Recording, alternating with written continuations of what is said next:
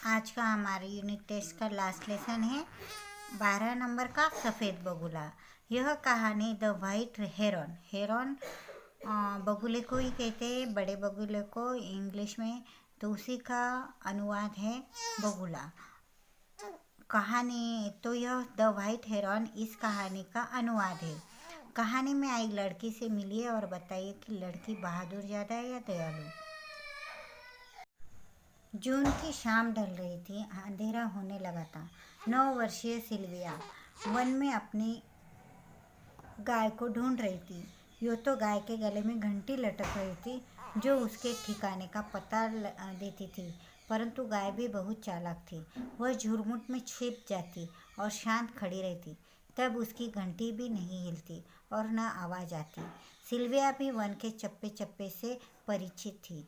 उसने गाय को झुरमुट में से खोज निकाला और गांव की ओर चल दी। अंधेरा गहराने से पहले ही उसे सड़क पकड़नी थी। एक छोटी लड़की है सिल्विया। वह जंगल में गाय चराने जाती है और उसके गाय के गले में एक घंटी लटकी हुई है। मतलब उस घंटी से उस सिल्विया को पता चलता था कि उसकी गाय कहाँ पर है। लेकिन ये गाय को भी जैसे घर पर नहीं जाना है, उसको और चरने का है और जंगल का मज़ा लेने का है। इसलिए वह क्या करती थी, बुश के पीछे, मतलब झुरमुट, छोटी झाड़ियों के पीछे छिप जाती। लेकिन सिल्विया भी वन के चप्पे चप्पे से परिचित थी। सिल्विया को वन का कोना कोना पता था, इसलिए वह अपने गाय को बराबर ढूंढ निकालती और फिर अपने घर की ओर चलती। सिल्विया तेज चल रही थी क्योंकि देर हो गई थी। सिल्विया को सीटी की आवाज़ सुनाई दी। यह सीटी पक्षी की नहीं थी, किसी मनुष्य की थी, क्योंकि वह हर पंछी की आवाज़ पहचानती थी। यह पंछी की आवाज़ न होकर मनुष्य की सीटी थी। भय से सिल्विया ने झाड़ियों में छिपना चाहा, लेकिन देर हो चुकी थी। घर जाना था, इसीलिए वह छुप नहीं सकी और छुपी भी नहीं, क्योंकि उसको घर पर जाना था। तो वह सीटी एक युवक की थी। उस युवक ने कहा, डरो नहीं, मैं यहाँ चिड़ियों का शिकार करने आया था, लेकिन रास्ता भटक गया हूँ। क्या तुम बता सकती हो सड़क कितनी दूर है? सिल्विया ने उसको साथ चलने को कहा और आगे बढ़ गई। रास्ते में युवक ने अपना परिचय देते हुए बताया कि शहर से वह आया है, चिड़ियों का शिकार करता है और इस जंगल में बहुत सारी चिड़िया है, इसलिए उस युवक शिकार को यहाँ इस चिड़ियों ने खींच लाया है। अंधेरा होने के कारण वह लौट रहा था, परंतु कल फिर उसे जंगल की ओर आना है। तो उसने पूछा कि क्या गांव में ठहरने के लिए कोई ठिकाना मिल सकता है। सिल्विया ने बताया कि वह तो नानी के साथ रहती, यदि वह रात उनके यहाँ बिताना चाहे तो नानी से बात कर लेगी। अंधेरा गहरा रहा था। नानी सिल्विया का बेचैनी से इंतज़ार कर रही थी। अभी यह नानी के साथ रहती, मतलब इसके साथ इसके माता पिता नहीं है।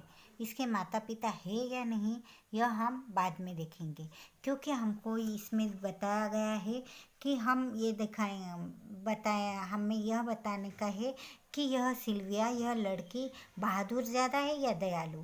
तो हम देखेंगे सिल्विया दयालु ज़्यादा है या बहादुर। तो सिल्विया नानी के साथ रहती, मतलब उसके माता पिता उसके साथ नहीं है। नानी सिल्विया को देर हो चुकी थी, अंधेरा गहरा रहा था, रात हो रही थी। नानी सिल्विया का बेचैनी से इंतज़ार कर रही थी। उन्हें तो यह भरोसा था कि सिल्विया उस वन से पूरी तरह परिचित थी, तो रास्ता भटकने का सवाल ही नहीं है। परंतु अंधेरे में कीड़े मकोड़े, मतलब अलग अलग जहरीले जीव रहते हैं, उसके लिए उसकी नानी डर रही थी। ढलते धुंधल के में पानी नानी ने देखा कि सिल्विया और गाय के साथ एक अजनबी भी आ रहा है। मतलब ढलते धुंधल की परिस्थिति, मतलब गहरी शाम, मतलब उसके बाद अंधेरा ही होने को रहती ही वैसी स्थिति, मतलब ढलते धुंधल की स्थिति। युवक ने अपना परिचय देते हुए, यदि आपत्ति न हो, मतलब आपको कुछ परेशानी न हो, तो मैं यहाँ रात गुजारना चाहता हूँ। नानी ने देखा कि युवक संभ्रांत थे। संभ्रांत का अर्थ कुलीन, कुलीन मतलब अच्छे कुल का, मतलब सभ्य लग रहा है। उन्होंने न केवल उसे रात गुजारने की अनुमति दी, बल्कि एक गिलास गर्म दूध भी दिया। दूध पीकर युवक ताजगी महसूस करने लगा और नानी से बातें करने लगा। सिल्विया दरवाजे की चौखट से सटी बैठी रही और मेंढक को हटाने लगी, जो चौखट पार करके अंदर आना चाहता था। सिल्विया नानी और उस युवक की बातें तो सुन रही थी, लेकिन घर में जो मेंढक, जून का महीना चालू है और जून के महीने में बारिश थोड़ी बहुत चालू हो जाती है, तो उस वक्त मेंढक, छोटे मोटे मेंढक निकल आते हैं और वो घर में प्रवेश करने का सोचते हैं, क्योंकि जंगल के पास इनका गांव है, तो इस तरह के छोटे छोटे जीव इनके घर के पास आते होंगे। युवक ने बताया कि उसे चिड़ियों को संग्रहित मतलब जमा करने का शौक है। उसने कई प्रकार के पक्षियों को एकत्रित कर रखा है। नानी ने पूछा कि क्या वह इन चिड़ियों को पिंजरे में बंद करके रखता है, तो उसने बताया कि चिड़ियों का शिकार करता है, उनके भीतर शरीर को साफ करके अंदर भूसा भरता है। यह भूसा दवाई मिश्रित होता है, जिससे पक्षियों का शरीर तरोताज़ा रहता है। उसने बताया कि उसके घर में इस प्रकार सुरक्षित कई पक्षी जमा है। सिल्विया भी उनकी बातें सुन रही थी। नानी ने बताया कि सिल्विया को भी पक्षियों का बहुत शौक है और उसने वन में कई तरह के पंछियों को देखा है। इस और आने का अभिप्राय मतलब इसका उद्देश्य क्या है इस युवक का, तो सफ़ेद बगुले की तलाश में वह इस समंदर के किनारे आया था। सफ़ेद बगुले की दुम तीर की तरह नुकीली होती है। जब वह समुद्र के किनारे पहुंचा तो उसे पता चला कि ऐसे बगुले तो उड़ गए, शायद जंगल में मिल गए होंगे। वह वन की ओर चल पड़ा, जहाँ उसे सिल्विया मिल गई। नानी ने सुझाया कि सुबह वह सिल्विया के साथ वन में जाए, तो शायद उस बगुले का पता चले। सुबह उठकर युवक और सिल्विया जंगल की ओर चल पड़े। सिल्विया के मस्तिष्क में उस बगुले का आकार घूम रहा था, जिसे उसने कुछ दिन पहले जंगल में देखा था। मतलब युवक को जिस तरह का बगुला चाहिए था, उस तरह का बगुला सिल्विया ने देखा था। तो उस उसे वह याद है कि उसने कहाँ देखा था। दोनों सारा दिन घूमते रहे, परंतु उन्हें उस सफ़ेद बगुले के दर्शन नहीं हुए। घूमते घूमते थककर वे एक घने देवदार की छांव में बैठ गए। कुछ समय पूर्व यहाँ देवदार के 2 पेड़ हुआ करते थे। हाल ही में लकड़हारों ने एक पेड़ गिरा दिया था और अब यही एकमात्र ऊंचा पेड़ रह गया। मतलब पूरे जंगल में यह देवदार का वृक्ष एक ही बचा है। यह सिल्विया को पता है। उस युवक की बातें सुन रही थी। रात भर यदि कल उस बगुले का पता नहीं चला तो वह युवक शहर वापस जाने वाला था। सिल्विया उस युवक की बातें सुन रही थी। रात भर उसे नींद नहीं आई। वह सोच रही थी कि बगुले का पता चल जाए तो उसे 100 रुपये मिल सकते हैं। उसे विश्वास था कि हो न हो वह बगुला उस देवदार पर ही होगा, क्योंकि उस पेड़ से समुद्र दिखाई देता है और समुद्र की मछलियाँ पकड़ते हैं यह बगुले। और उस ऊंचे पेड़ पर बैठकर किस जगह समुद्र में मछलियाँ हो सकती है, इसका अनुमान बगुले को लगता है। इसीलिए इतनी ऊंची जगह पर यह बगुले अपना घोंसला बनाते हैं। रात भर सिल्विया सो नहीं सकी। अभी सवेरा होने में देर थी। उसने उठकर सीधे वन का रुख किया। भागती भागती वह उस देवदार के पास पहुंचे। लपक कर पेड़ की टहनियों को पकड़ती हुई ऊपर चढ़ती गई। उसने नीचे की ओर झाँक कर भी नहीं देखा। जंगल के सबसे ऊंचे पेड़ पर यह सिल्विया पहुंच गई थी, क्योंकि उसे भय था कि वह चक्कर खाकर गिर पड़ेगी। उसने नीचे क्यों नहीं देखा? क्योंकि उसे भय था, यह सबसे ऊंचा पेड़ है और अगर मैं नीचे देखा तो मुझे एहसास होगा कि मैं बहुत ऊपर आ गई हूँ और गिर पड़ूंगी। इसलिए उसने नीचे नहीं देखा। एक एक टहनी पकड़कर वह ऊपर ऊपर ऊपर चढ़ती गई। सबसे ऊपर की डाल हवा में हिलोरे ले रही थी।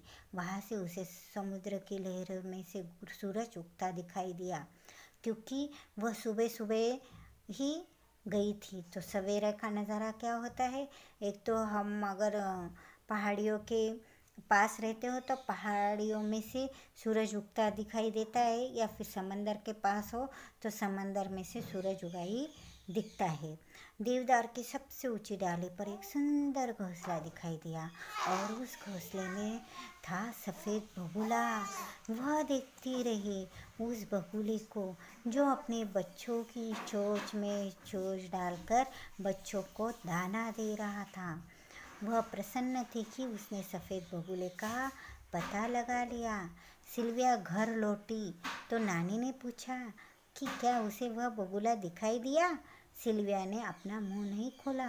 उसकी आंखों के आगे बगुला और बगुले के बच्चे जो दाना बगुले से खा रहे थे, बगुला जो उन्हें दाना खिला रहा था, वह दृश्य तैर रहा था। वह जानती थी कि उसने अगर मुंह खोला तो 100 रुपये मिल जाएंगे। 100 रुपये जो उसने आज तक नहीं देखे थे। बहुत बड़े थे 100 रुपये उस नन्ही सी जान के लिए। लेकिन परंतु उसे मालूम भी था कि बताने पर उस सफ़ेद बगुले के शरीर में भूसा भर दिया जाएगा और इस बेचारे बच्चों से वो उनकी माँ छीन ली जाएगी। जो मुझे माँ का पिता का प्यार नहीं मिला वो मैं इन बच्चों से क्यों छीन लूँ। इस तरह की बहादुर भी और दयालु भी यह सिल्विया है। तो बहादुर इसलिए कि जंगल के सबसे ऊंचे देवदार पर यह छोटी सी सिल्विया चढ़ गई है, देखो। और दयालु इसलिए कि इन दोनों बच्चों के लिए, दोनों पंछियों के बच्चों के लिए उसने अपने 100 रुपये त्याग दिए, क्योंकि उसे माँ बाप का प्यार नहीं मिला है। उसे माँ बाप कैसे होते यह नहीं पता, इसलिए उसने अपना मुंह नहीं खोला। इसके बाद में हम इसका बुक वर्क देखेंगे और यूनिट टेस्ट के बाद इसके प्रश्नोत्तर देखेंगे।